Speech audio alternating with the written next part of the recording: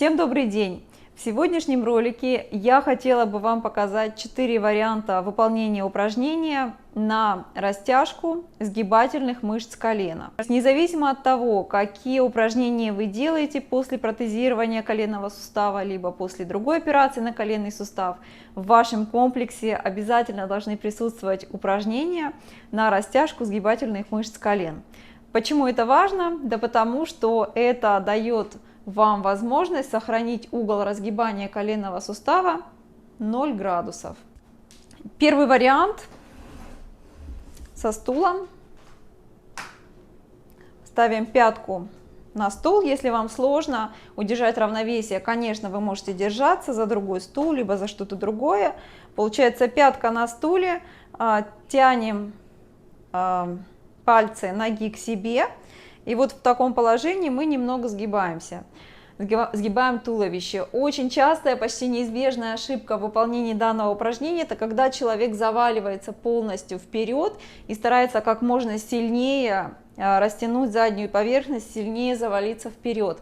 Это неправильно, так как если вы будете заваливаться вперед, то вы будете компенсировать движением таза, вы будете компенсировать выполнение данного упражнения. То есть упражнение будет неэффективно.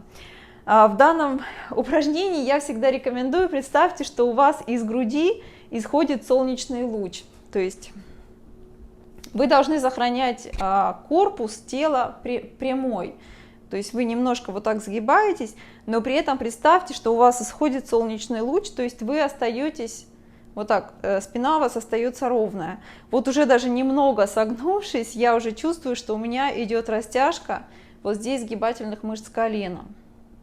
Вот в таком положении параметры упражнения данного это 3 раза по 30 секунд. Вторая вариация данного упражнения это выполнение упражнения напротив стены. То есть получается, что представьте, что вот это ваша оперированная сторона. Мы становимся напротив стены. Я обычно подкладываю небольшой валик под ногу, так как с валиком выполнять намного удобнее.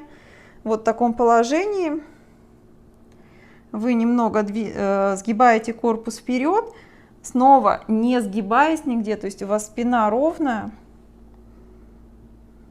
Вот. Почувствуйте в этом положении растяжку позади ноги. То есть параметры упражнения 3 раза по 30 секунд. Третий вариант – это мое самое любимое упражнение на разгибание коленного сустава, так как мне кажется, оно самое эффективное. Оно есть у меня и во втором, и в третьем комплексе при реабилитации после протезирования колена. То есть это сидя на крае стула. Опять же, частая ошибка здесь – это когда человек заваливается вот так на спинку стула, но, к сожалению, в этом положении вы компенсируете данное упражнение, и колено не растягивается. То есть позади колена у вас ничего не тянется, если вы сидите, оперевшись на спинку стула. То есть обязательно сидя на крае стула, спина прямая, нога, получается, колено в пустоте. Вот в таком положении начинаем выполнять упражнение от 30 секунд и постепенно доходя до 10-15 минут за один раз, несколько раз в день. И получается последний, 4-й вариант на растяжку сгибательных мышц колена. Это положение сидя. Опять же, сидя на крае стула. Это оперированная нога. Ставим пятку на пол.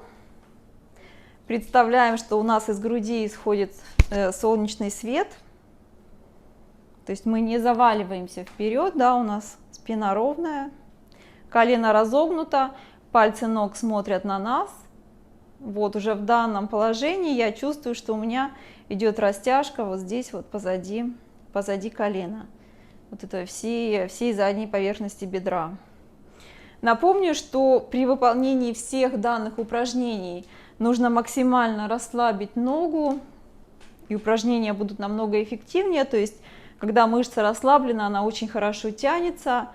Параметры выполнения упражнения это 3 раза по 30 секунд, кроме упражнения, когда пятка на стуле, 2, 3, 4 раза в день.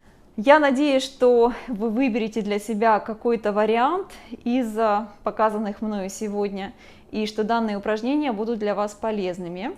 Я желаю вам хорошего настроения, всем до следующих видео, всем пока!